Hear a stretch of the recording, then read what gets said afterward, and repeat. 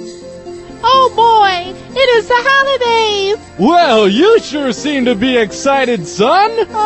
Who are you? It doesn't matter. The point is, I am here to tell you the story of the holidays. But I don't... Way back in 1492, when Columbus and his Nina Pina Colada crew crash-landed near Boston, they stepped out onto Plymouth Rock expecting to find the North Pole. But instead, all they found was these really hot Indian women. I'm talking limber, lean little minxes. Oh, and there were Indian guys, too, but all they could say in English was, corn, beans, and squash. So the Pilgrims enslaved the Indian men and made them plant fruit and make toys for all their children.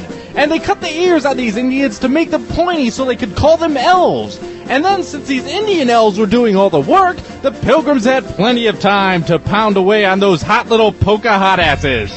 These guys were getting so much action, they didn't even bother wearing pants. That's why Pilgrims wore belt buckles on their hats. Because they didn't want to lose their buckles while there was doggy style afoot. Doggy style? Shut up! The story isn't over. Anyway, one day one of these elves found the North Pole. Turns out one of the Indian women was using it as a dildo. One of the Pilgrims grabbed it and said, "Give me that, you piece of shit!" and slammed it into the ground. I know! And as the pole hit the dirt, Santa burrowed his way up from hell and confronted the Pilgrims. "I will grant you 3 wishes. I wish for Yoshi!" "Okay." "Hell yeah! Woo!" And the Pilgrim rode Yoshi off into the sunset. And that, my son, is how we got Thanksgiving and Christmas and Yoshi's Island for Super Nintendo.